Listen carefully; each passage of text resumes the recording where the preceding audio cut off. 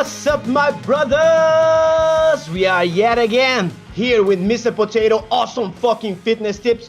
We are going to talk about fucking barbells. We are going to talk about dumbbells and cables and we are going to talk about hypertrophy and strength. This is what we are going to be doing here, my brothers.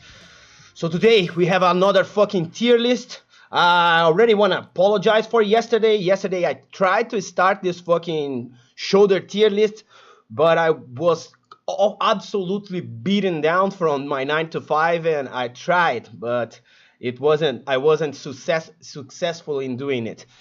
So yo, what's up, JK? How you doing, my boy? How are those werewolf games going, bro? Is it midnight yet? Woo! Yeah, bro. Let's see what we got here. Okay, tier list, not tier list today. Today is a tier list. I'm going to learn how to pronounce the fucking name of the show, of the segment. So we have all the 7 basic tiers like every other fucking tier list in the world.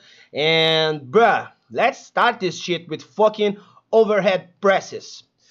So in this picture here, it's fucking Dmitry Klokov, and he's not doing a standing overhead press, but I find this image fucking awesome, and I find this is one of my fucking idols in lifting. When I was growing up and starting lifting, Klokov was the absolute most awesome motherfucker in Olympic weightlifting. And yeah, bro, that's the fucking standing overhead press OHP. So where does he rank on our fucking tier list? The thing is, the standing overhead press, this tier list is more designed towards muscle hypertrophy. And in this first segment, in the first portion of this segment, we are going to be focusing on the front delts. Then we are going to talk about the side delts and then the rear delts. So the complete fucking deltoid, the shoulder. So yeah, standing overhead presses, fuck, bro. Overhead presses for the front delt are absolutely great. But there are better options for strict hypertrophy, because unfortunately for the OHP, this movement is what limits your capacity to do as a lot of fucking reps and ramp up your volume is your lower back and your stabilizers. You are stabilizing the entire weight. Your body has to stabilize the weight overhead, and there's nothing else helping you to stabilize. So if this tier list was for strength, for sure the standing overhead press would be the absolute best. But since it's for hypertrophy, it's just super good for your fucking front delts, bro. Tier A. Let's do this. Yo. Fuck yeah. Let's see what Jake said here in the chat. Next full moon's on my birthday, bro. PRs everywhere. Hell yeah, bro. When is your birthday?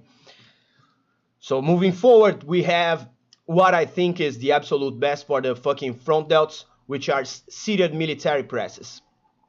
Seated military presses are pretty much the same goddamn thing as the overhead press, with the advantage that you are sitting on a bench and you are using the bench to take your fucking lower back and your back, almost your back entirely. You still can be a little bit of a crazy person and arch too much and try to turn the movement into a fucking bench press, but the bench helps you stabilize, and you can express your fucking strength to the maximum, go way more close to failure than in the overhead press when we are talking about failure of the fucking shoulder. So seated military presses, bruh, is the absolute best for your front delts. Hell yeah. You want big capped shoulders, you need to be doing this shit. Either one will work. That's why tier A and tier fucking S, they are pretty much interchangeable, but the seated military press has a leg up fucking overhead presses. What's up, Adam? How you doing, my boy? Hell yeah. May 5th, bro. Oh, all right. So almost there. How old are you? Yeah. How do I ask what age the person is going to be after the birthday? Fucking language barrier, bro. Fucking language barrier. So next on the line is fucking push presses, which is pretty much a standard overhead press, a standing overhead press, but this time you bend your knees slightly and you use the force produced by your legs to fucking extend on the concentric portion of the lift. The problem for shoulder hypertrophy here is that the most hypertrophy will happen when you are pushing the weight from your shoulder in the concentric portion. Okay, yes, the study says that the eccentric portion has a higher degree of hypertrophy.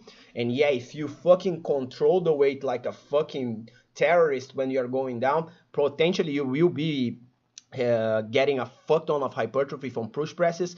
But when we are talking about pushing movements, especially pushing movements in a vertical plane of motion, when the gravity starts bringing the weight back down, it's really hard to control, bro. So taking that initial concentric portion of the lift out of the lift, it's a big dip on fucking hypertrophy on your shoulder, because your shoulders will be emphasized in the initial portion of the range of motion, and the lockout is pretty much a triceps exercise. So push press. The push press, bro, is a solid option. You can fucking develop great shoulders using the push press, but it's below the below the standard overhead press. And here is where things start to be really cool. Here's where we can do cool shit. If you take the fucking standard, the overhead press, the standing overhead press here, and you pick the push press, and now what you do is this. You start with fucking standing overhead presses. You do your 5 to 6 reps with a fuck ton of weight. And when you feel that you are starting to arch, you are starting to fucking trying to be a hero, you know, trying to do hero reps and fucking explode your fucking back by doing so. When you do that, when that moment in your standing overhead press comes, introduce a fucking mechanical drop set. And a mechanical drop set, nothing is than changing the exercise from a more difficult version of it to a easier version of it that allows for more weight. So these two exercises are essentially the same exercise, but when you add the leg drive on the push press, you can move more weight. So you start with fucking standing overhead presses and then do a mechanical drop set, transforming the overhead press into a push press. And then you will be adding way more stimulus, because the fucking the muscle fibers, the motor units, will already be extremely taxed by the standing overhead press, and then you add another layer of fucking destruction to your set by adding push presses. So combining the two in a mechanical drop set would probably be tier S, but right now it's not a fucking special metabolic technique fucking tier list, which is a pretty good idea. I love ranking stuff, you know. I love just blabbering about movements and ranking them. So eventually we'll probably do a tier list that's designed for fucking which exercises are cool to combine together in drop sets or mechanical drop sets or fucking supersets and everything. 28, all right, bro. 28. Oh, I miss being 28. When I was 28, man, I was a fucking disaster, bro. Fuck, how many years was that? 7 years ago. Yeah, 2016, boy. So let's see. ARNOLD said, push presses seem like they'd be more for specialized training in Olympic lifts or strongest man comps. Not exactly, because it's pretty great to teach you how to move your entire body in a as a unit. So expressing your strength as a unit for a fighter, for whatever, for every person that requires that is lifting for something that is more athletic, then the push press is even better than all the other two, because you are moving the weights using your entire body. And this type of coordination, you don't want to mess with that, you know. You want to teach your body to move as a fucking unit and don't unteach it. That's why hypertrophy training, like exclusively hypertrophy training and learning how to isolate everything and move really slowly, etc., that kind of shit doesn't fly if you're doing athletic stuff, and it can actually be extremely detrimental. If you don't believe what I'm saying, just there's a video from Juji Mufu a couple of years ago that they did like the presidential test or something. It's something like basic drills like running and touching the floor and then running back, and you see the bodybuilders doing that shit, bro. It's funny as hell. The dudes can't move anymore. They're all stiff and all fucking clunky, and it's really weird, bro. It's really weird. Whoa, what's up, Lloyd? How you doing, bro? Yo, thanks for coming by. Thanks for coming by, bro. Hotchkiss. I know this last name. Don't you have some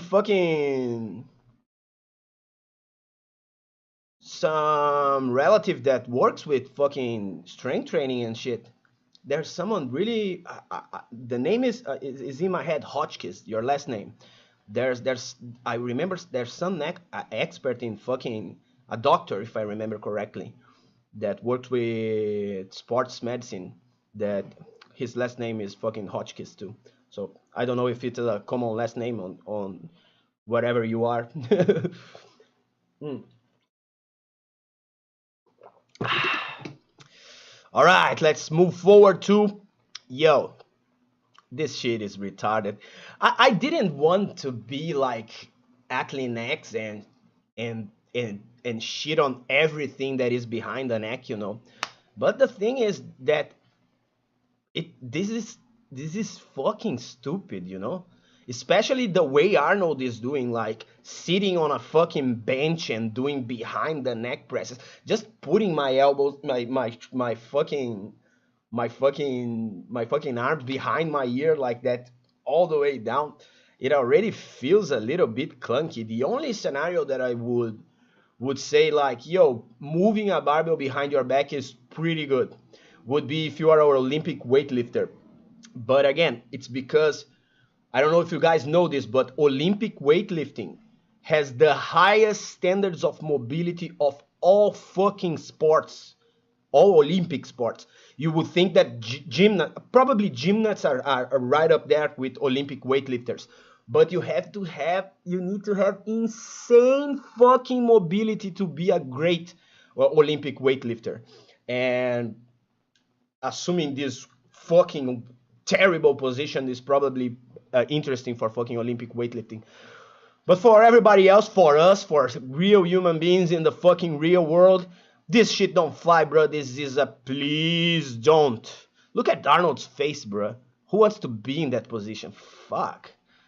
Fuck that shit, bro. Fuck you behind the neck press. Let's see what Adam has to say on the chat. A bit off topic, but what do you think about Eddie pursuing bodybuilding? I think it's a travesty, and I think that he is joking.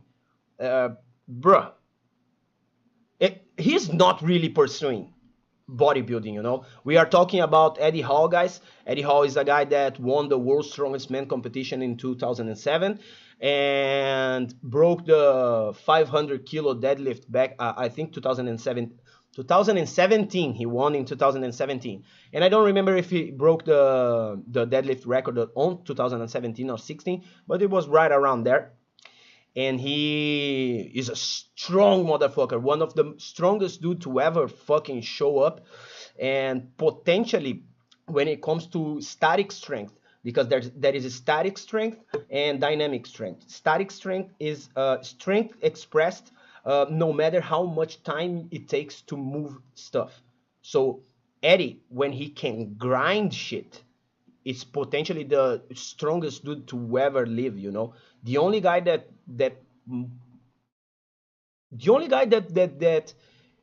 could be an argument with Eddie was Big Z, Zydrunas Zavikas, a Lithuanian fella that won. That dude is the greatest strongman of all time. His longevity and how competitive he was from start to finish of his 20-year career, it's insanity. It's like Big Z is ridiculous. So yeah, let's see. Lloyd said, no one I know. There is a school named Hotchkiss. Okay. Oh, so Jake, are they any good for targeting rear delts? The behind the neck press? No way, bro. No way. The thing about the shoulder is that although they are the biggest muscle, one of the biggest muscle in your fucking entire body, the three heads, they perform different functions in the musculoskeletal system. So the front delt will move your arm this way, the rear delt will move your arm backwards, and the lateral head of the delts move your arm up. So when you are doing behind the neck presses, what you are really emphasizing is the front delt. You are emphasizing the front delt way more than if the barbell was here. Because if the barbell is here, there's a lot of medial delt activity happening. And in the back of your fucking head, it would exacerbate the front delt even further. And listen, we don't need to exacerbate the fucking front delts because the front delts already get a fuck ton of stimulus with pretty much any pushing movements that we use. So yeah, no, behind the neck press sucks. They suck, bro. Adam said, I don't doubt that at all. Do you train any Olympic lifts like clean and snatches? I got obsessed with clean and jerks for a long time. Not a long time, a handful of months ago, because I started watching a guy called Zach Telander. It's a YouTuber, and he like specializes. I watched his videos because I liked his commentary on stuff and like just listening to the dude. But he is obsessed with Olympic weightlifting. He is an Olympic weightlifting coach actually, and then like I was working out here on my living room, and the video was playing, and then jumped to a video that he was explaining like snatches and clean and jerks, and then I started trying to learn. The problem is that my barbell doesn't have, it isn't a standard Olympic barbell, so it doesn't have that fucking that shit that spins on the point. So for the Olympic lifts, it gets a little bit tricky to do. But when I visit CrossFit gyms, I do I use fuck, I do a lot of clean and jerks, but my snatch is absolutely ugly as fuck, and I don't move pretty much nothing in that fucking shit. Yeah, but I love them, but I didn't include them in the list. What a bah, that was a mistake for sure. So going forward, front raises. A lot of fucking people say you don't need to do front raises because of fucking bench presses is already fucking targeting the front delts a lot and everything else. But listen, bro, do you really want to have the biggest shoulders that you can, and particularly in the front? Yeah. If we were bodybuilders, we would really need to be concerned with the rear delt above everything, because a smaller rear delt completely changes your physique. But the front delts is it's what we really want. We want the fucking portion of the shoulder that shows up when we are shirtless, that give the cut to your fucking pecs. You know, you are shirtless and there's a beautiful cut on your fucking pecs. And personally, I only start getting that awesome shoulder vein and fucking that separation from the upper chest when I started including some front raises in my fucking program. So for hypertrophy, for aesthetics, yeah, show front raises some love, because front raises are a solid option. It's not the end all be all of your training.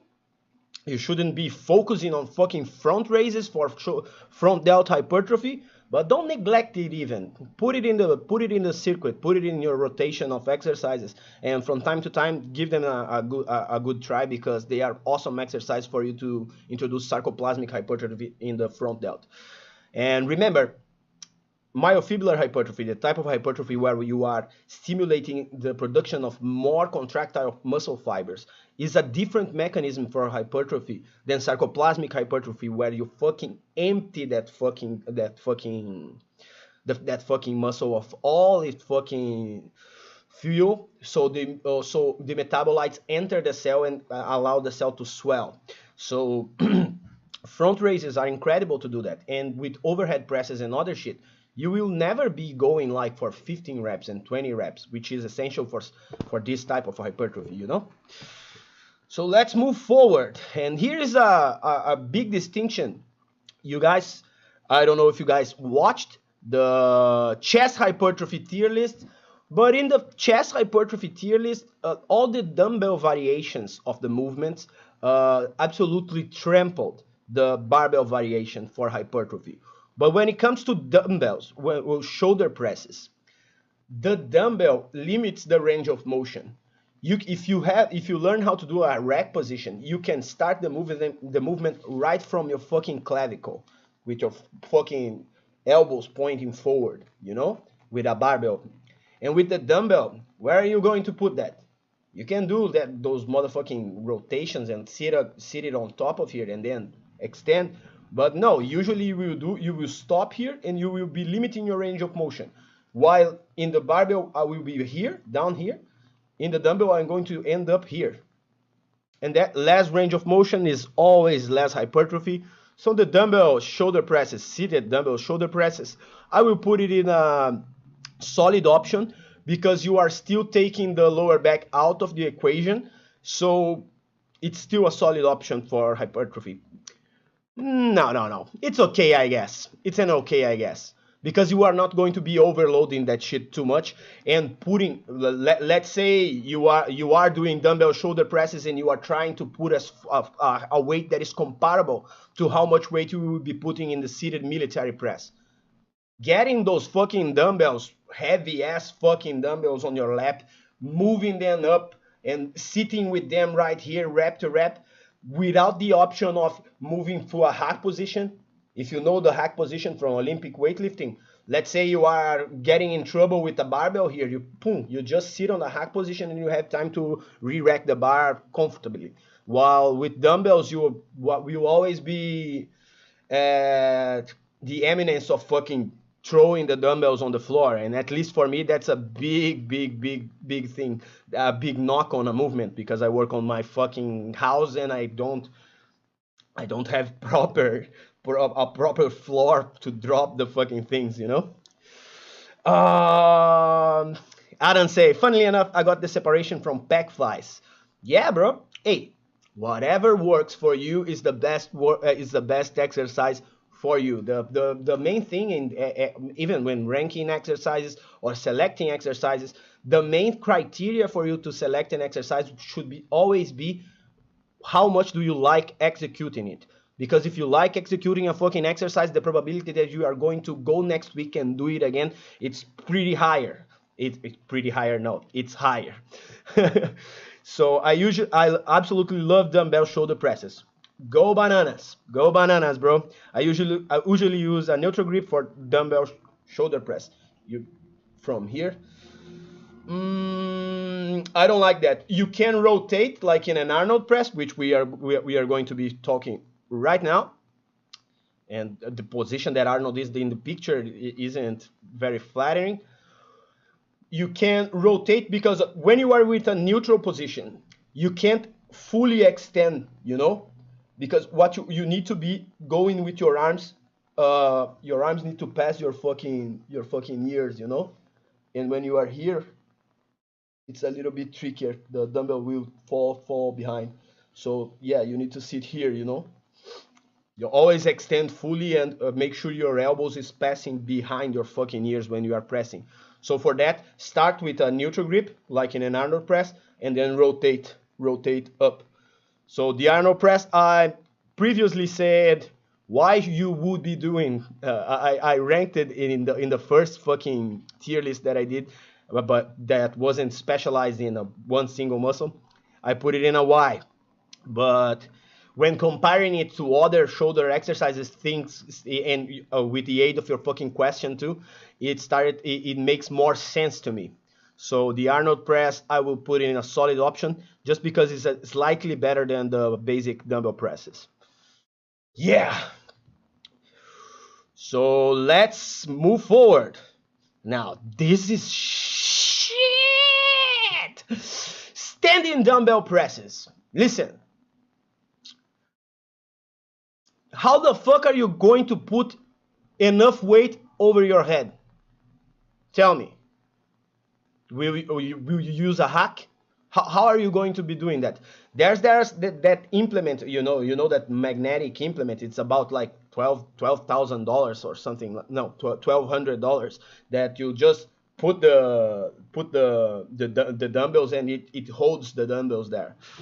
Like, I only saw Larry Wheels using this shit, and Juji Mufu and the guys that, like, fuck, they have a lot of money to invest in this kind of crap. But for us, like in a regular home gym, how the fuck are you going to pick up fucking ultra heavy dumbbell and put it on the top of your head? You're not doing that. You're not using enough weight. You will be better served with a fucking barbell on a rack and going there and doing the standing dumbbell press with a fucking barbell. So standing dumbbell presses is a why. I will put a why because, yo, maybe you don't have access to nothing else, and at least you are pressing, at least you are doing something. Or maybe you have shoulder problems or whatever, or you are very, very, very old, which can be, or you have a fucking lower back that is completely demolished and you can't be doing heavy presses anymore. So that's the only fucking scenario that I would be doing a standing dumbbell press. Let's see what else Adam said. My gym has a dumbbell rack. Oh, okay. Dumbbell rack, you mean that magnetic stuff that gets in front of you put in front of you to put the dumbbells back. If you had that shit, then I'll allow it. Yeah, but I never had access to it. Oh yeah. Still a why. If you have access to it, then it's good. If not, then it's trash. Let's move forward to cable shoulder press. Now, this is absolutely stupid. And you guys will notice that I'm always trashing any pushing movement using cables. And why is that? In other exercises, when you are doing isolation exercises, and when you are doing back exercises or fucking leg exercises that emphasize the posterior chain, you have a kinetic chain. You have muscles that work combined, and that creates a ton of fucking stabilization. When you are pulling in a seated dumbbell row, you don't feel unstable at all. It's because it's the entire kinetic chain working together. The pecs and the fucking triceps that are responsible for pressing, they are not working directly together.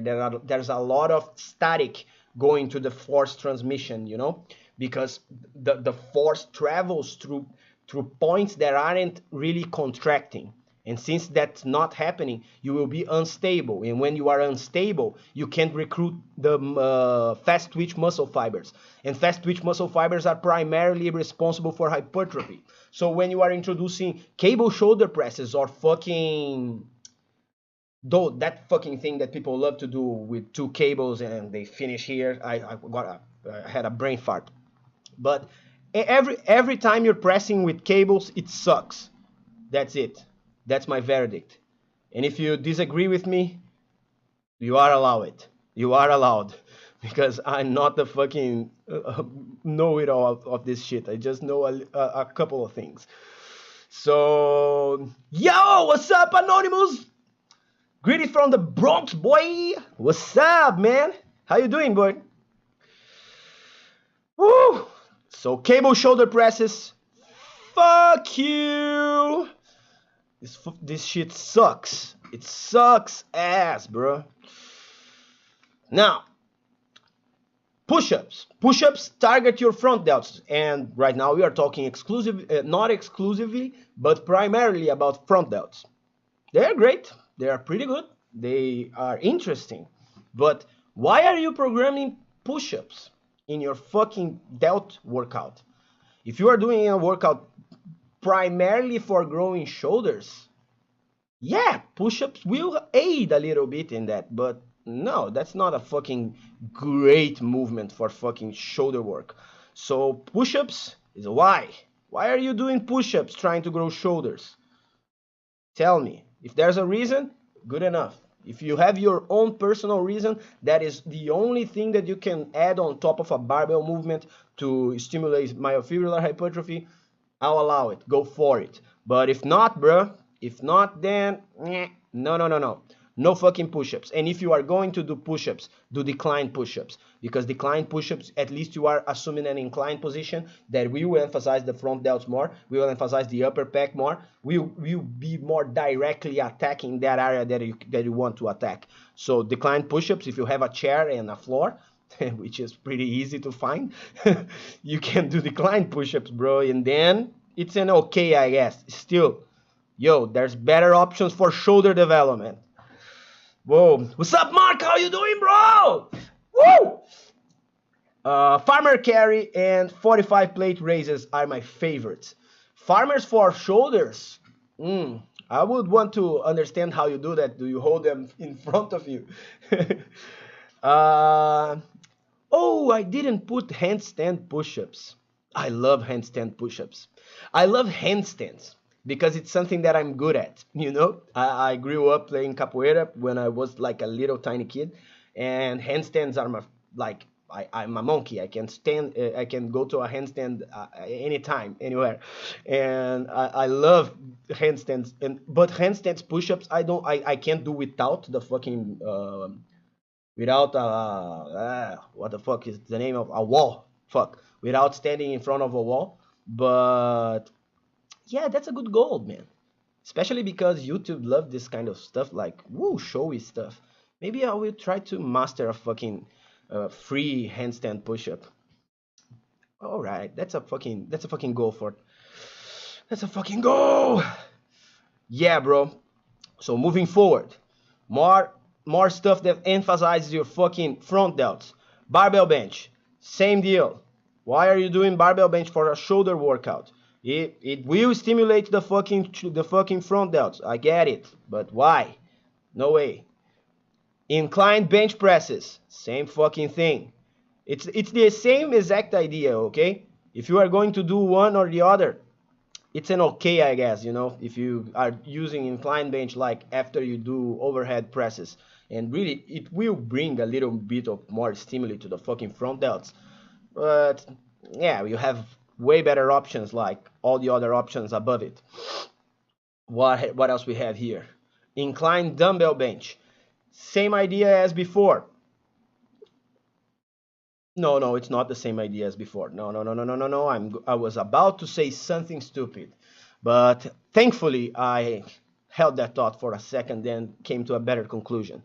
Inclined dumbbell bench is a little bit better than the dumbbell bench, and might be a solid option for the fucking front delts.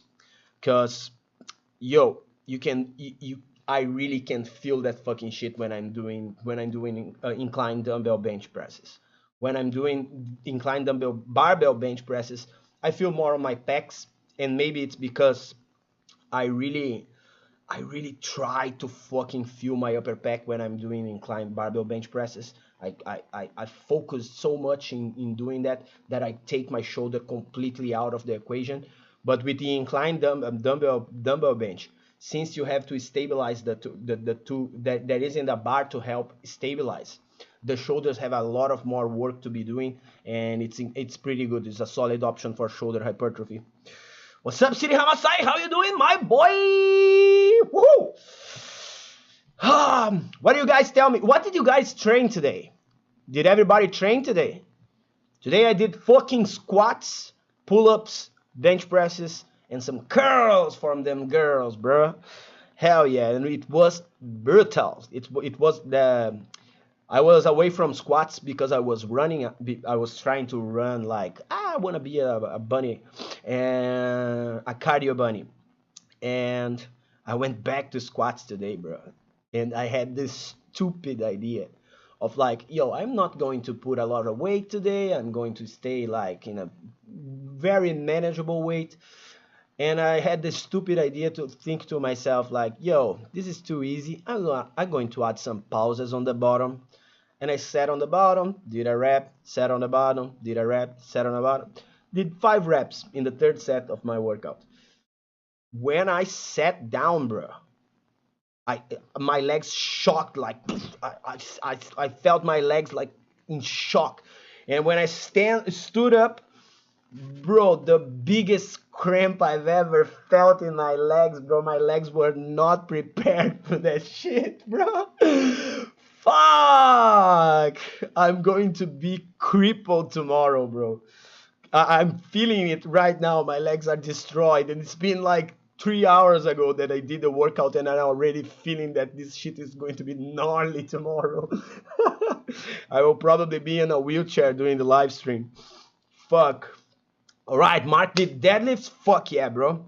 Jake rested, but I was scaffolding for 10 hours, so I'm gonna say arms. Fuck yeah, bro. Now, not sure if you've tried it, but reverse grip incline bench. I've already tried it, and no, never tried for the incline bench. Sorry. I do it for in the flat bench when I want to emphasize triceps, because the reverse grip takes a lot of the pressure from the chest and makes it a complete triceps exercise.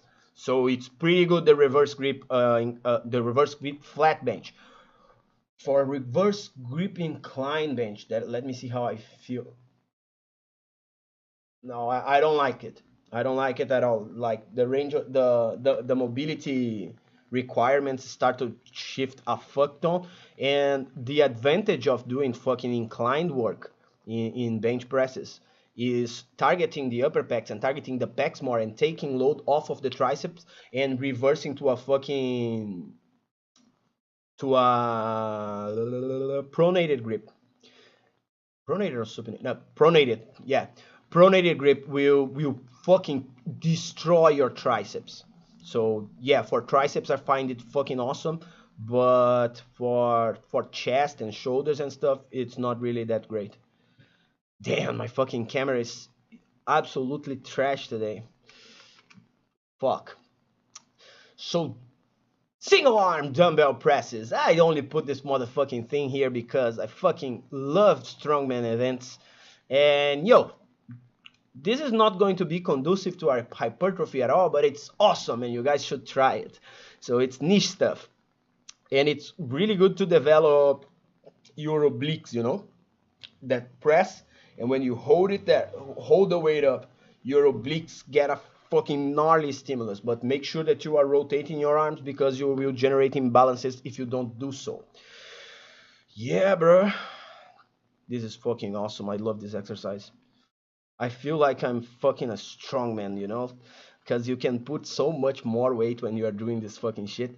Like, on a push press, my absolute best was right around 100 kilos, and with the single arm stuff I can pick up like a 60 kilo dumbbell and press it overhead, and I start to calculate on my head like, yo, I could put 120 in the barbell, but that's not reality.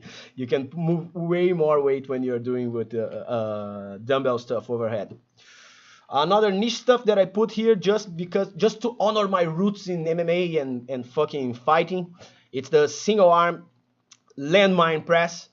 This exercise is also awesome. It's also to condition your shoulders for fucking punching and to help you learn how to generate torque and generate rotation when you are fighting and doing more athletic events in contact sports. Be it passing alignment, you know, boom.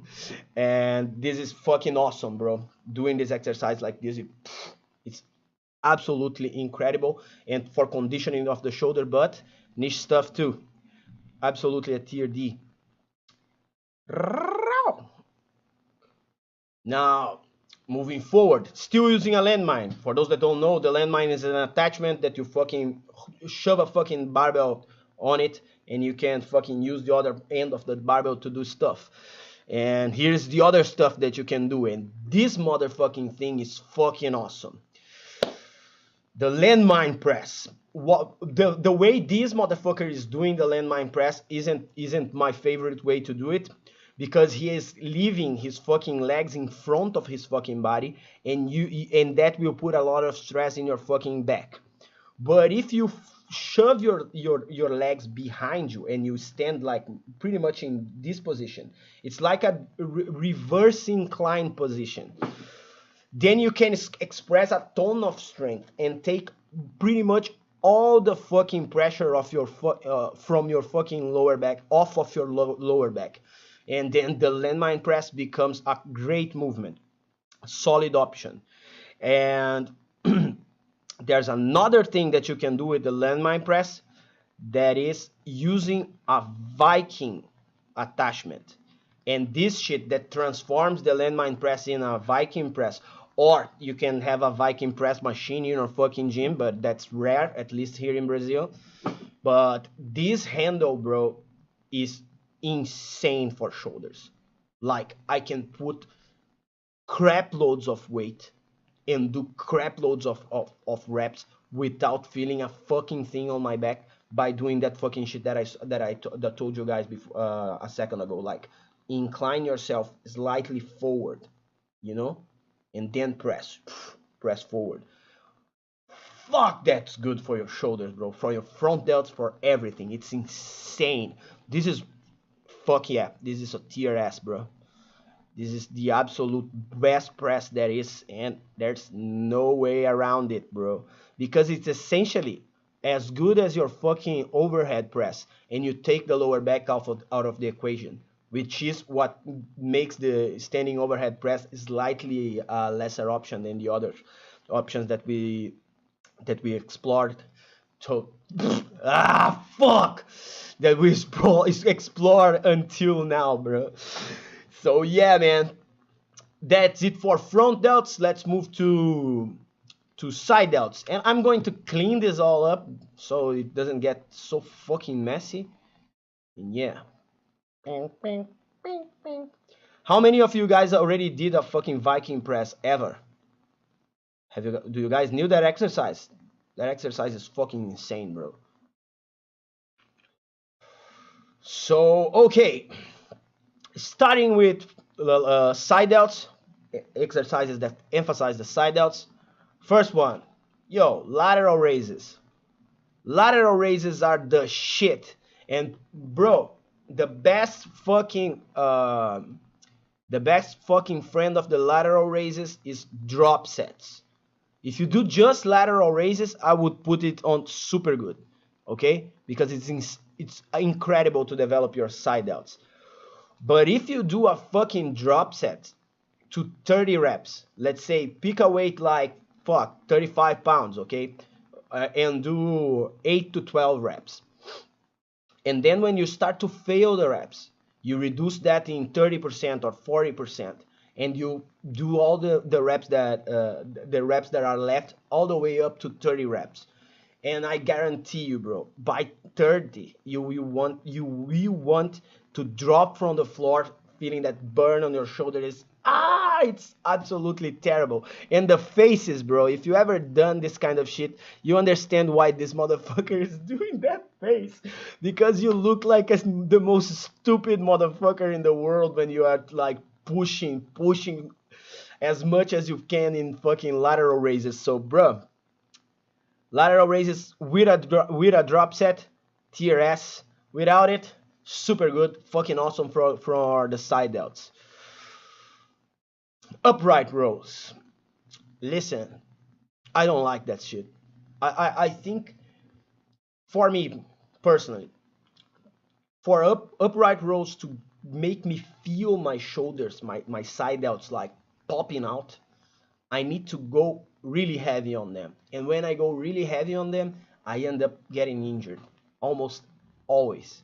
I repeat the same dumb mistake because, yeah, I'm a meathead. I'm a little bit dumb myself.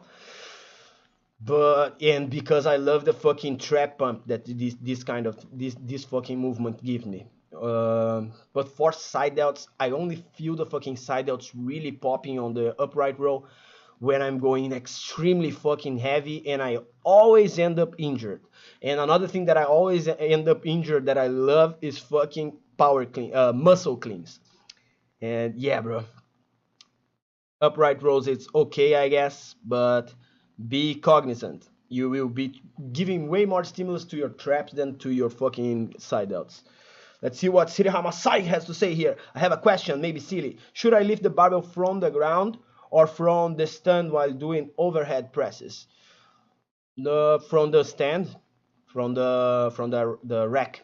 I mean, because you don't want to waste energy. If you're this is for hypertrophy, okay? If you are doing it for more athletic purposes, then take it from the floor and clean the bar up. If you are doing straight for hypertrophy, don't waste energy like cleaning the fucking bar. Just take it out of the rack and start expending energy when you start pressing. Because for the overhead press, if you want to progress in the overhead press, you need to be using 1 to 6 reps.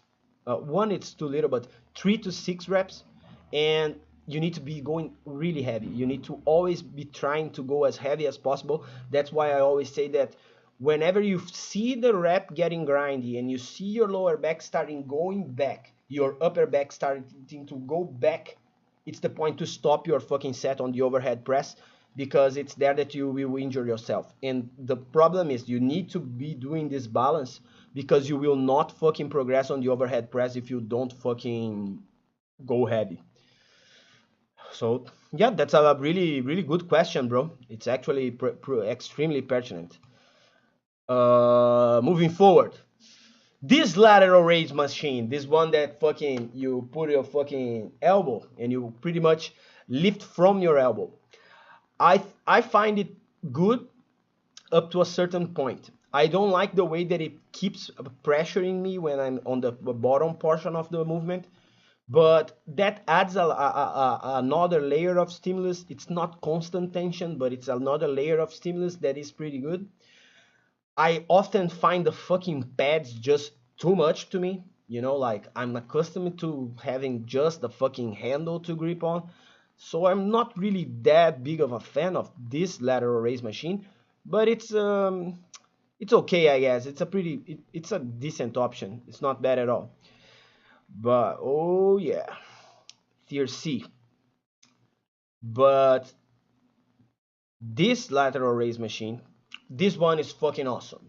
This one is fucking awesome because it's super practical to do smaller jumps in weights, to do the drop sets. Those drop sets that I said are fucking incredible to fucking do lateral raises. It's a little bit unless you will hog all the fucking dumbbells in the gym and do your fucking lateral raises like with 3 rounds of drop sets. This fucking thing is pretty remarkable to do fucking drop sets on lateral raises, and add a little add partials to the end of a fucking lateral raises too. That's another thing that will take them to the next level, both with the machine or any lateral raise at all. And yeah, this one is a solid option. I like it. I prefer dumbbells, but this one is pretty gnarly. Woo! Now, cable upright rows. I think cable upright rows are slightly better than the normal upright rows.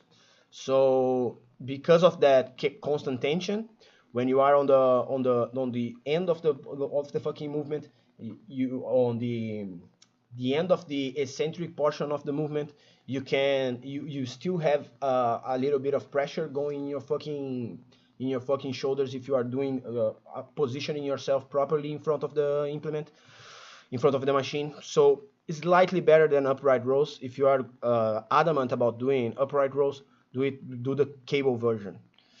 Cable version, hell yeah. Cable lateral raises. Now, this in theory is pretty fucking gnarly, in theory, but I find it so hard to set up, bro. And being here and finding the sweet spot where like you are neutral with your fucking shoulders down, you know, it's a little bit tricky to do with both hands at the same time. So I'm going to say why. And just because you can be doing where are you, motherfucker? This one, the leaning one arm cable lateral raises, and this one is Same. This is the best option that you have to develop your fucking side delts, because you will put a fuck ton of stress. You lean and you make your side delts be working from start to finish of the range of motion. So you create the biggest range of motion that you can in this fucking movement, and you isolate the fucking movement. So you are doing it unilaterally, which means you can move more weight when you are doing exercise with a single hand at a time.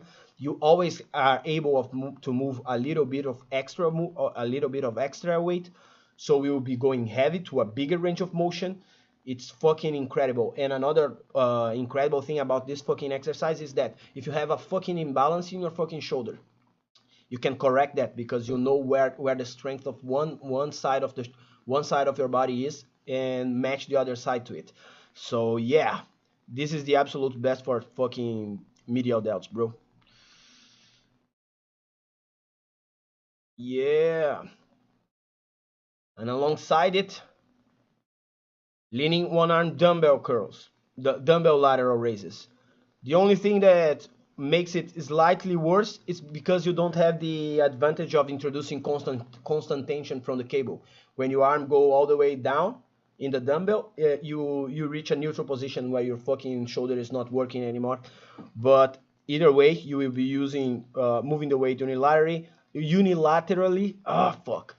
And this is fucking incredible for fucking shoulder side delt development. You will be able to introduce more weight. You will be able to progressive overload way faster than using standard lateral raises. But just be careful, because once again, this is a little bit easy to get hurt doing this motherfucking thing. And I think that's it, bro. Oh yeah. That's it for lateral raises. I selected way too little exercises. I shouldn't. I should have not fucking cleaned the fucking screen, but yo, let me know what you guys think. And yeah, that's it for side delts. Let's go for rear delts now. First exercise for fucking rear delts is inclined dumbbell lateral raises. And these are fucking solid for fucking rear delts. I wouldn't do it with the grip that the guy on the image is doing. I would point this portion of my hand to the ceiling to really hit the fucking rear delts.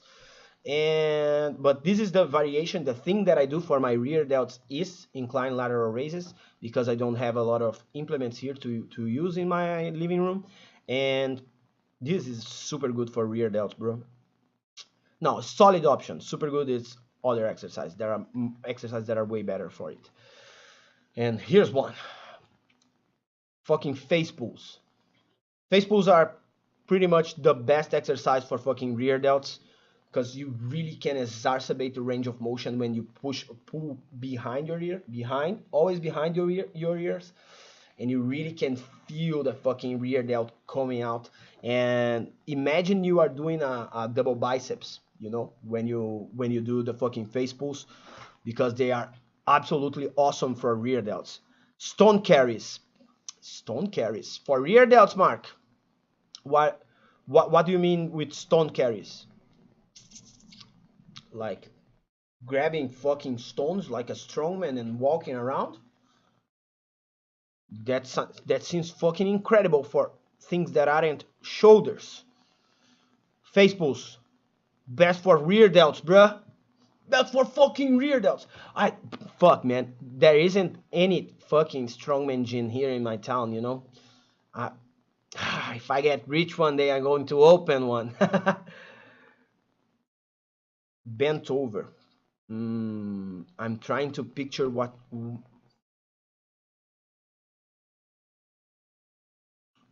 Like when you are, if you were doing like a stone over the thing, over fucking implement in front of you. Is that what you're saying? I think when you get off of the floor, you will get a lot of stimulus in your fucking traps. But this is more for fucking.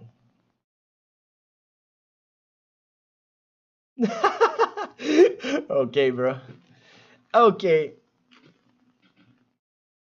Yo, that shit is a complete moving. Pulling your fat mother-in-law out of a chair is a complete movement. Is a foundational movement. I think everybody should do it. You know. So barbell face pulls. If you don't have access to normal face pulls, barbell face pulls are pretty interesting. Just do a fucking row, but aim at your fucking eyes, and it's a great movement, bro. But it's a solid option. But yeah, right alongside inclined lateral raises, it's pretty good. D tier. Now reverse flies. Now taking the fucking it's the exact same thing as the inclined lateral raises, but since you are sitting down, you take the necessity of stabilizing your fucking back and in everything else from your legs and your fucking back, and that makes the exercise a little bit easier to fucking focus on the rear delt when you are doing it. A good cue for you to really feel the rear delts is soft hands, you know.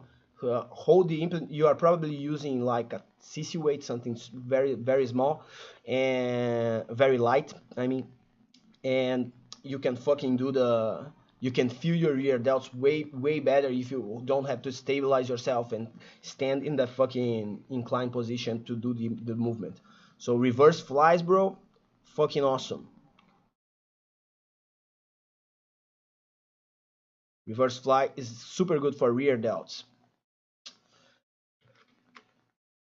Now, almost closing this up, we got the reverse pec deck. And this is my exercise of choice for fucking rear delts because contrary to the fucking face pulls, I think the stimulation that you get in the rear delt from the face pulls is better.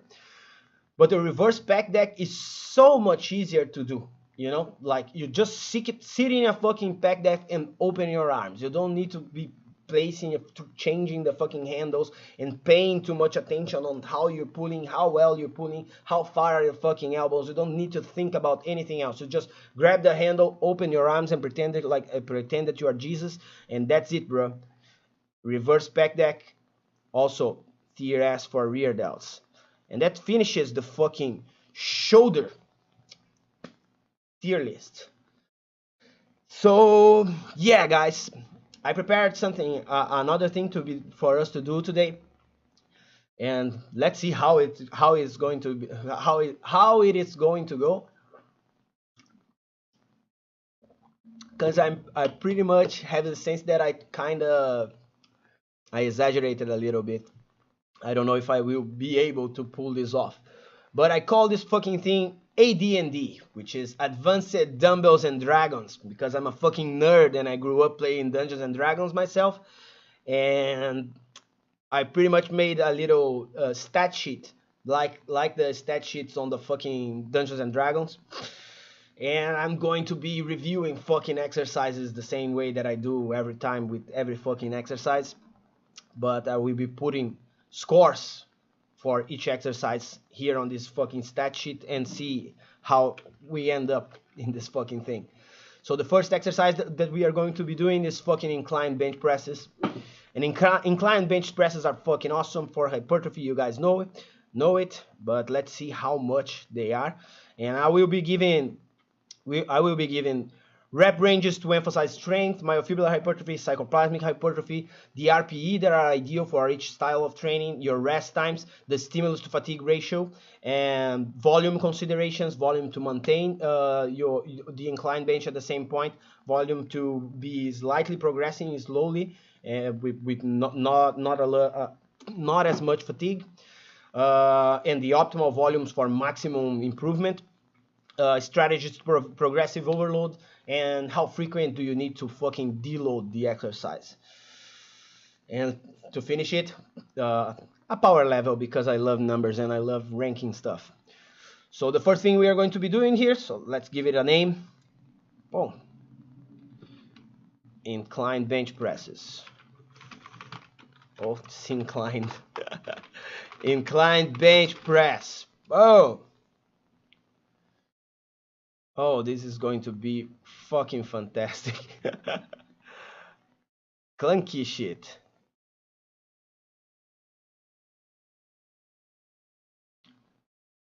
So the inclined bench press for strength It is a movement that is more designed to fucking improve your the development of your chest. The goal of standing in a fucking inclined position in the bench press is to bring your upper back to the game.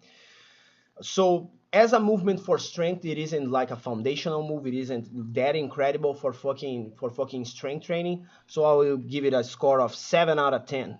It's still pretty great, but it's not our main fucking lift. If you're aiming at fucking training using the incline bench, if you're aiming at improving your fucking strength in the incline bench, then the best thing that you can be doing is using 4 to 6 reps. So that's the rep range for strength in the fucking incline bench.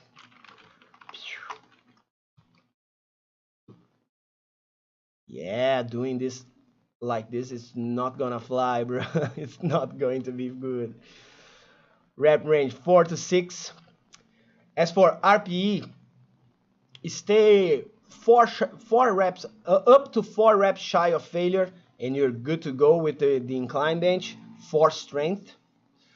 So, boom. Yeah, having to type is fucking awful. I need to prepare this the next time.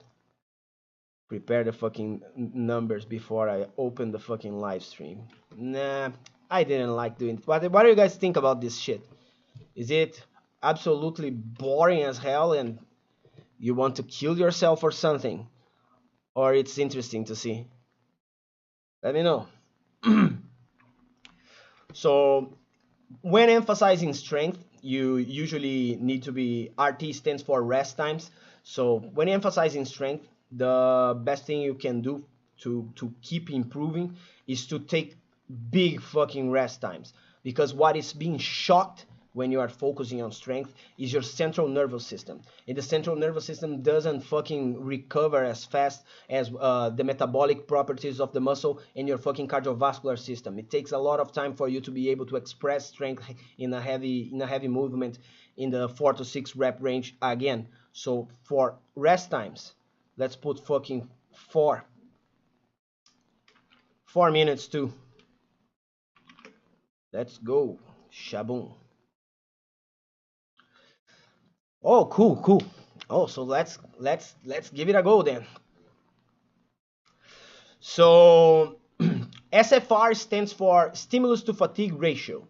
So when you are doing the inclined bench press for strength, how much does it tax your body from workout to workout? So how you will generate stimulus in the day, and how much it will take you to fucking recover from that fucking workout.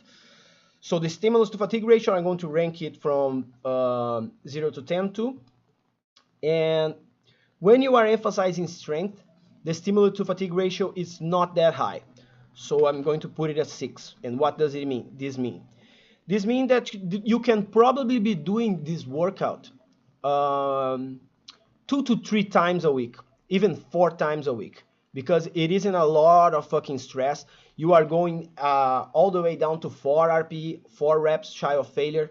So if you are a little bit more beat down and you stay at 4 reps shy of failure, it is still going to be a great stimulus to fucking strength, and you will keep progressing. So you can be doing this very frequently. So the SFR means that you can fucking do it very fucking frequently, 3 to 4 times a week even. You can do incline bench presses in this rep range with this RPE and using these rest times, and you will progress on your strength. If you are really trying to break a plateau on the incline bench, that's what you're supposed to be doing. So score for fucking myofibular hypertrophy. This is where this movement really shines. It's the best usage of the fucking incline bench press is for myofibular hypertrophy, is to emphasize the upper pecs and make your fucking pecs get fucking swole as shit. So the score for myofibular hypertrophy is fucking 9, bro. It's pretty much right up there at the top. It's not a 10, because yo, a 10 is going to be reserved for something really special. And the incline bench, the barbell incline bench, although it is a solid fucking movement, it isn't a fucking full score. So myofibular hypertrophy, for those that don't know, myofibular hypertrophy is when you apply mechanical tension to the muscles you are training. So mechanical tension, it forces your fucking body to build more contractile fibers, to learn how to recruit more fucking motor units and build more contractile fibers that will aid in your strength in the future. So the best rep range to be emphasizing this is four reps is already emphasizing this, but all the way up to 10. So for this movement, you can go from 4 reps to fucking 10 reps. Let me build another fucking text. Boom. 4 to fucking 10. One might say that 12 is okay, and I'm going to change it up to 6 to 10 because 4 is okay, 12 is okay, but 6 to 10 is probably your best bet, okay? 6 to 10. Yo, what's up, Duman? How you doing, my boy? Hell yeah. My upper pecs are decent, but my lower chest is like a kindergarten girl's torso. Fuck, bro.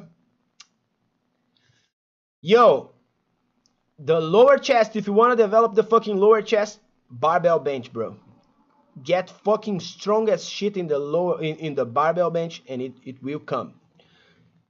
As strong as fucking possible. Yo, I'm doing good, man. Thanks for asking.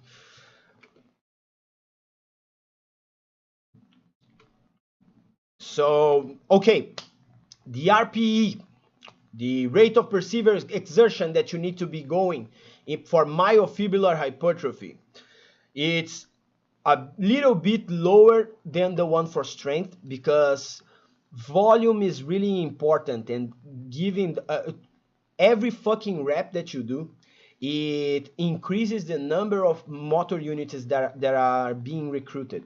Your body always uses the least number of motor units for each rep that you are doing. The more reps you start adding to the fucking exercise, more motor units will be recruited. So for the myofibular hypertrophy aspects of the fucking incline bench presses, the RPE that I'm going to recommend is about 2, bro. Because 2 means that you're staying 2 reps shy of failure. Oh no! I'm inverting RPE with RIR. Fuck! It's RPE 7 here, and here is an RPE of no. It's RPE 6 there, and here is an RPE of 8. Whoa! I switched to RIR in my mind. Let me fucking correct that. I'm probably going to change this to RIR later, because RPE gets a little bit confusing sometimes. There is a reason why I fucking put the RPE there, and it's because an RPE of 10 is going to failure, technical failure or muscular failure in movements that you are using isolation exercise like concentration curls. You can go to literal muscular failure without breaking your form, you know? Like your arm simply doesn't move up anymore. That's muscular failure. And in a squat or an inclined bench press, your form is going to break down before your muscles can't do anything else. So so that's technical failure. That's the difference between technical failure and muscular failure. And in using the RPE scale, you can go to 11, which is beyond fucking failure. So let's say you are doing the inclined fucking bench press and your buddy goes there and help you with do a bunch of extra reps. That's beyond your fucking technical or muscular failure, you know? So that's why I prefer to use the RPE, because I don't like the fact that if we were using RIR, what the fuck would I do that then? I would put like -1, and that doesn't work, bro. What's up, Jason? How you doing, bro? Hey, Mr. Potato, we'll be doing a push routine tomorrow at the Iron Temple. Praise Brody. I look forward to traveling on the Iron Path with this knowledge. Let's go, bro. Let's go then. So for myofibular hypertrophy, RPE 8 is pretty solid, staying 2 reps shy of failure. If you want to go more intuitive about it, pay really close attention. Let's make a distinction here. What does RPE 6 looks like when you are trying to emphasize strength, okay? The RPE 6 for strength means the barbell started to slow down. It literally just started to slow down. That's already good enough, okay? And for myofibrillar hypertrophy, the 8 means the bar started to slow down. Now you do a little bit of a more grindy rep, and then you move it back down. And now you are going for a grinder of a rep. That's what an RPE 8 looks like. And then after that grinder of a rep, you would have to conjure your fucking soul deep down from hell to fucking finish the fucking exercise, you know? Sometimes people underestimate what the fucking RPE 8 means. RPE 8 is hard work. It's really hard work. It's that repetition where you fucking go slow as fuck. And to do another one of that, you will need to go in psycho fucking beast mode. So RPE 8 is not easy work. 2 reps shy of failure is not just is not something really simple and easy like no. You need to be grinding this motherfucking shit. So rest times for fucking damn. I'm fucking destroying my little numbers. Yeah. Let's go. So rest times when you are emphasizing myofibrillar hypertrophy, here is already interesting to have lower rest times because muscle disruption, which means your muscle is not as fresh as possible, will allow your body to recruit more motor units because the motor units that are still recovering will not be able to go there and share the bulk of the load. So having a slightly lower rest time is pretty interesting when doing work with myofibrillar hypertrophy. So the rest time is going to be right about 3 minutes. And I just saw that I fucking put 6 up there, but I didn't. I'm pretty sure I didn't say 6. I said 4, but it's just because I'm fucking dyslexic as shit, bro. So I'm going to delete this fucking thing and put a fucking 4 there. Boom.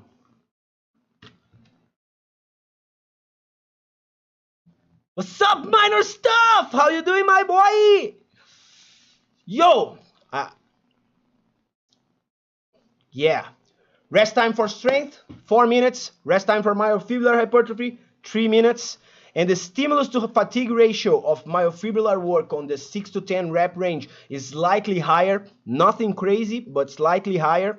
So we are going to go with 7, meaning 3 times a week is pretty much the most workouts doing inclined bench presses in the 6 to 10 rep range to 8 RPE that you are going to be able to be doing. So fuck yeah, bro. A 7.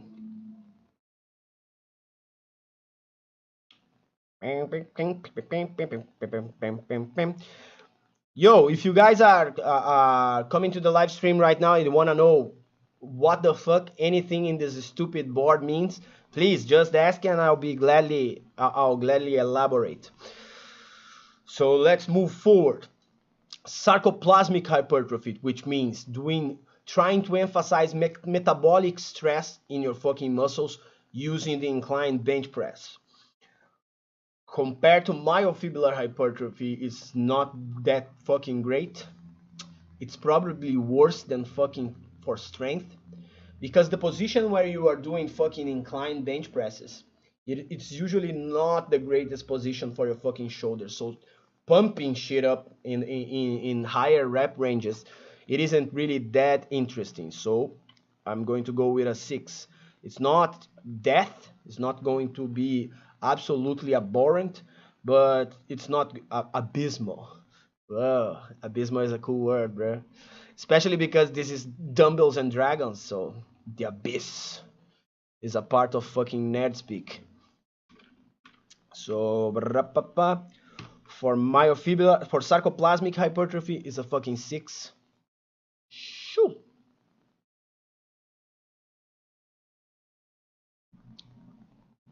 If you are going to do this against my advice, like I will be doing incline bench press with a fucking barbell for high reps because I'm insane, then stick to fucking 12 to 15 reps and don't go that crazy.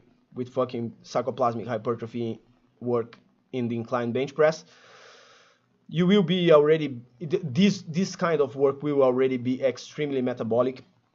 And when doing work for sarcoplasmic hypertrophy, the RPE, bro, is always fucking 10.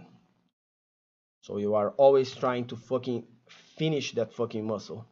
So you go until you can't, which is why it's not really that great to do this kind of work with the inclined bench press, because sometimes you will be stuck under the barbell. Even if you are using appropriate weights for this, reformulating. If you are using appropriate weights for 12 to 15 reps, you are not going to get stuck below the bar, because it's weights that it is weights that you can just stand up and drop to the floor really easily. It's not that fucking heavy. Rest time for fucking sarcoplasmic hypertrophy work here is going to be slightly below, because there isn't that much of a distinction from the upper end of the myofibular hypertrophy work to the lower end of the sarcoplasmic work. So 2 minutes of rest times, and stimulus to fatigue ratio is going to be another 7. It isn't that much different when you are working with fucking inclined bench presses. You need to make this fucking distinction, because in other exercises you guys will see that these numbers will go everywhere, everywhere. So let's see what else. Jason, rest time after each set, that makes for a long session.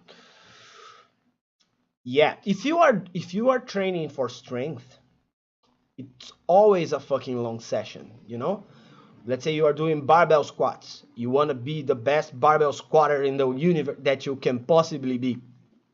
It will take 45 minutes just to finish your fucking squats, because you will be resting like 5 to 10 minutes between each set if you want to express your strength to the maximum. And in other types of work, like for myofibular hypertrophy here in the incline bench, 6 to 10 reps is the best fucking option for myofibular hypertrophy. If you don't rest enough, you will be using less weight than you should be using to stimulate the best hypertrophy that you can stimulate with the movement. So for this movement, this is the best aspect of this movement is myofibular hypertrophy. So you need to be fresh enough to move as much weight as you can.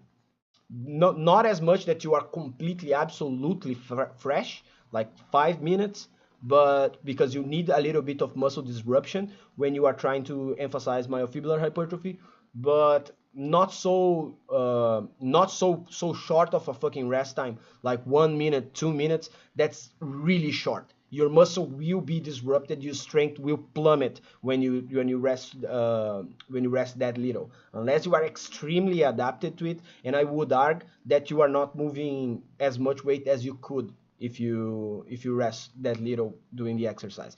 So think about it this way. If you're doing 3 sets as your main sets of incline bench press, and you take 3 minutes, that's 12 minutes to finish the workout. About 15 minutes counting the time you take doing the fucking repetitions.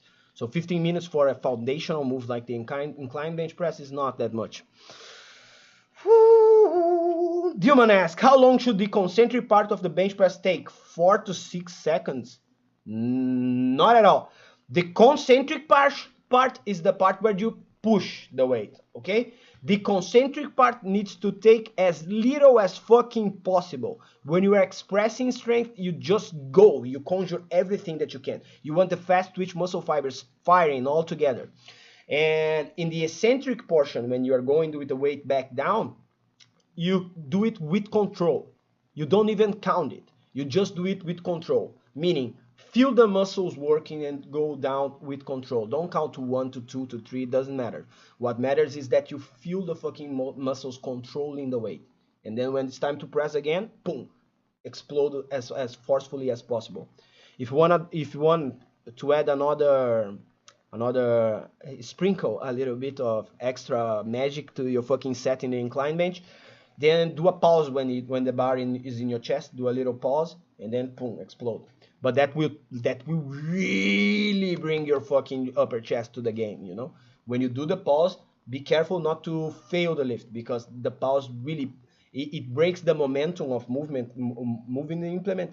When you are doing it with momentum, like 1, 2, 3, you know, you can that extension, the concentric portion gets way easier than when you break, when you stop and let inertia, uh, fuck, I don't know what fucking word I was looking for, but I think you got the concept, you know. Every time you add pauses, your chest works more. It's that. So the range of motion, I prepared like rep ranges, RPE and RT and SFR here too, but I will only give prescriptions to ranges of motions that go that are bigger than 8. Okay, so the incline bench press of all presses is one of the best ranges of motions that is. So, oh fuck, I'm doing this wrong again. I will get good at this fucking shit. I need to type a new number. It's an 8. It's really big. It's a big range of motion. It gives a fucking solid stimulus to your fucking entire fucking pack, and primarily and most importantly the upper chest. But I will only give instructions on rep ranges and shit when the range of motion is a 9 or a 10, because then you are working specifically on stretch mediated hypertrophy, like a stiff-legged deadlift. It's a fucking 10 in range of motion, because you can add a stretch component to the lift, and then you need to be careful of how you do it, because the stimulus to fatigue ratio will skyrocket. The RPE will have to go way lower. Like you don't go for an RPE of 10 in a stretch mediation, in a movement that you are emphasizing a stretch of an overloaded stretch. What's up, Ig? How you doing? Fuck yeah! Praise Broding, baby! Let's go. Give me a praise Broding on the chat, bro. Hell yeah. So, moving forward, how many times do you need to deload in this fucking shit? And I know, guys, I know that a lot of you guys are just as immature as me. You hate deloading and you don't have the fucking maturity to deload. But deloading is really important to resensitize your body and allow your body to keep progressing. So if you don't want to fucking plateau your fucking ass, you need to deload. Now, how often do you need to deload? Let's say if you have an incline bench press of 1.5 your fucking body weight, you are an advanced lifter, then you need to deload 4 times every 4 weeks. 4 weeks, let's put here 4 weeks. 4 weeks for advanced people. This is going to be too much. 4 to 8 to 16. So okay, what this means is, oh damn it, I turned it upside down. How do I unturn it? Yeah, fuck yeah. So deload. If you're extremely strong in the inclined fucking bench press, you are a fucking beast of a fucking man, then deload every 4 weeks. Every 4 weeks, take the lift completely out of your training. Take a break. If you are immature like me, take a full break. Don't go train. If you can't put 50% of your fucking 1 rep max in the barbell and just jiggle the weight around like a crazy person, do it like me. Don't go to the gym. Just go rest, okay? But you need to be really strong, really advanced to need to do that. If you are an intermediate, you're training for 2 to 3 years, and you are already pretty strong, you are already making nice gains, but it's not a situation where every time you enter the gym, a fucking baby dragon will be born. You know, you're not going to unleash mayhem in the gym. You're not that guy. You're not that guy that hogs all the weights in the fucking entire gym yet. So then you can deload every 8 weeks. So every 2 months, go deload. And if you are in your first year of training and you are not fucking really that experienced, then deloading it's probably every 16 weeks for a fucking foundational move is a smart choice for you so you can keep progressing. So every 4 months, take a week off and then hit the gym again, and you are going to progress really nicely doing that, bro. Yeah, let's go. Praise Brody, boy. Woo! So, volume considerations.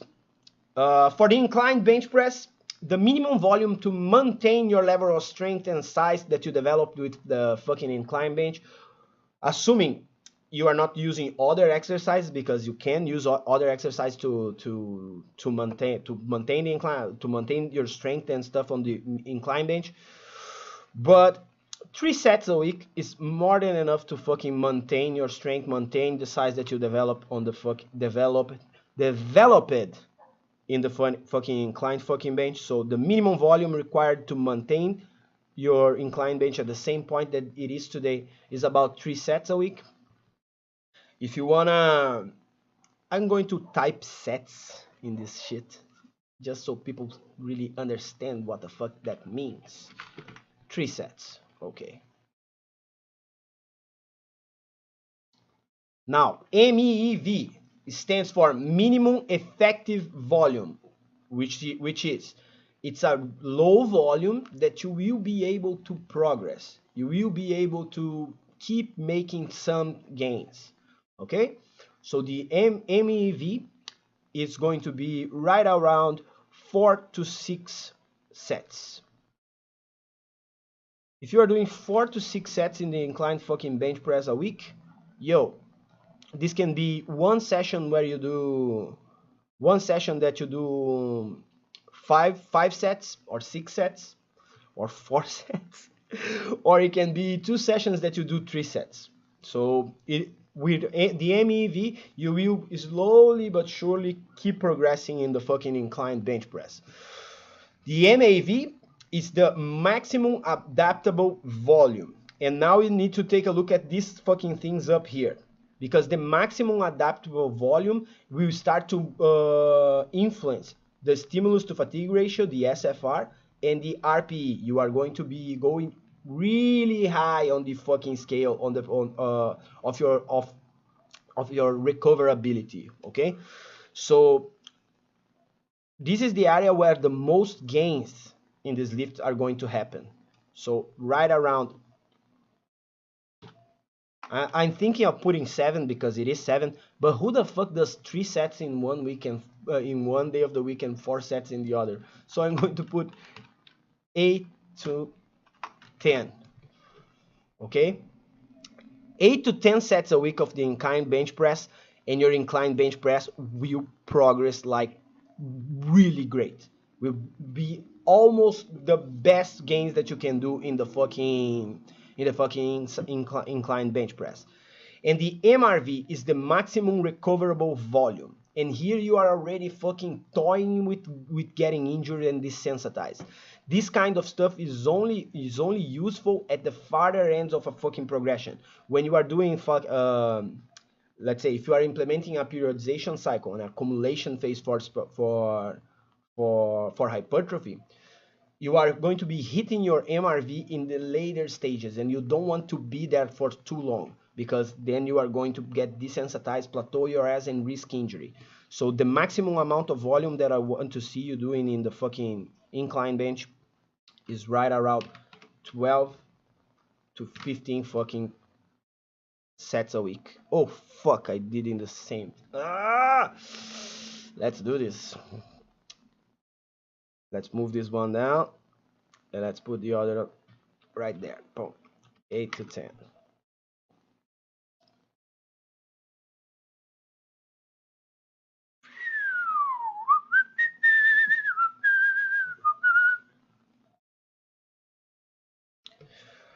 All right, so progressive overload.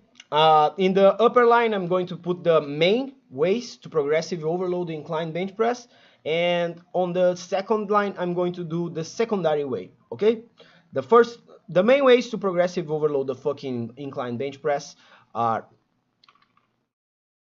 fucking adding weight. I will put the technical term intensity and technique. All right, What do I mean by technique? Because there isn't really that much technique to be going on the incline bench press. It's not the standard barbell bench press. When I say technique here, it's pretty much coordination.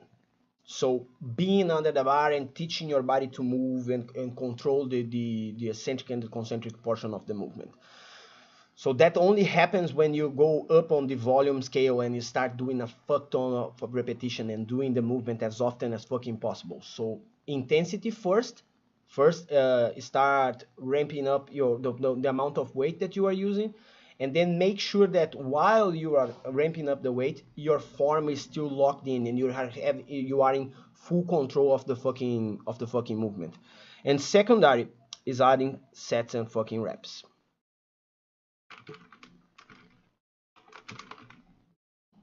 Volume, essentially. These are the main progressive overload strategies for the inclined fucking bench. So that's it, bros. Oh, I didn't put the class of the movement.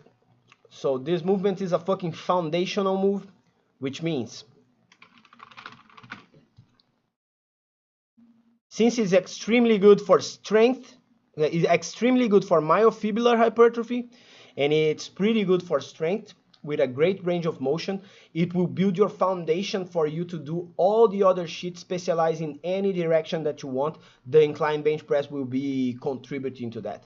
So other classes that I'm going to be showing here later will be if the movement is a primer, if the movement is a great overloading movement but not really that great for hypertrophy, if a movement is a finisher or an awesome movement for you to do at the end of a fucking workout.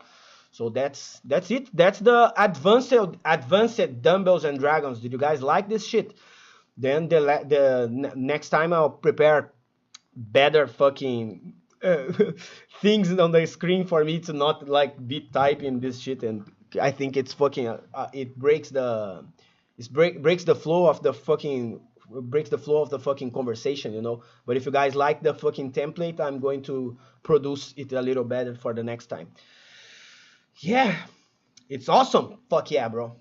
Let's go. Thank you, Mark.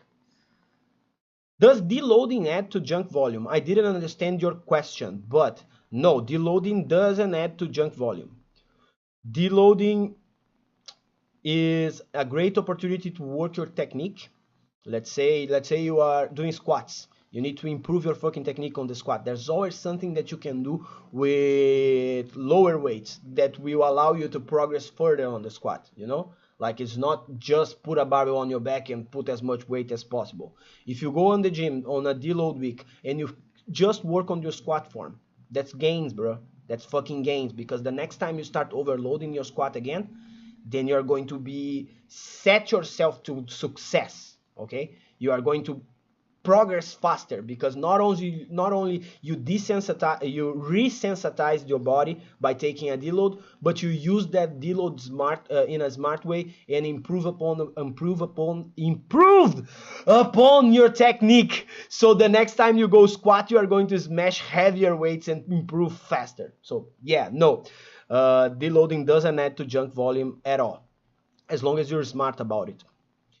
Yeah, and another thing is that some people, they need to just go to the gym and move the weights, even though it's 15%, 50%, and is not doing that, not introducing that much stimulus. But some people, when they break the momentum of going to the gym every day, they simply lose it all and fuck the gym and they stop training. I can't I'm so accustomed to lifting and training that I can take a week off and my body just asks me to go back, you know. But some people, if they take a week off, that week becomes 2 weeks, and then 3 weeks, and then 4 weeks. And that's if you think that you are this kind of person, then the deload is the best option, because you're still going to the gym, you still have that commitment, and you still keeping your schedule in check and your routine in check, and it's not going to derail your efforts. Hell yeah. Can you train your CNS to handle heavy weights without deloads? Let me think about it.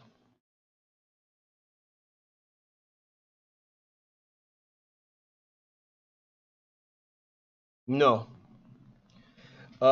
Listen, you can't progress in strength developing the ability of conjuring more muscle fibers, developing your ability of your central nervous system to invoke more muscle fibers. Because like you know how the motor unit works, you know, like the motor unit is a muscle fiber and a motor neuron. The motor neuron receives the information from the central nervous system that the muscle has to contract. That connection is what gets overflown and fucking it doesn't have enough fucking time to build upon those synapses. It's neurological, you know. And for that shit to be completely cleared up, it requires a lot of fucking rest, you know. So you need to be taking deloads, and not only that, you need to be taking deloads. And once you reach a certain level of strength, you need to be using wave loading cycles. You need to reduce your fucking, let's say your 1 rep max is 225. You need to go to 90% of that. You need to go to 70% of that in 1 week, 80% of that in the other week, 90% in the other, and then hit that number again.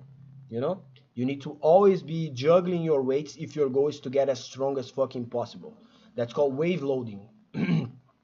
And it's the primary strategy that the guys on Westside Barbell use to improve upon their weights. You know, they use wave load. The Westside method is essentially wave loading cycles used in a dynamic day, a static day.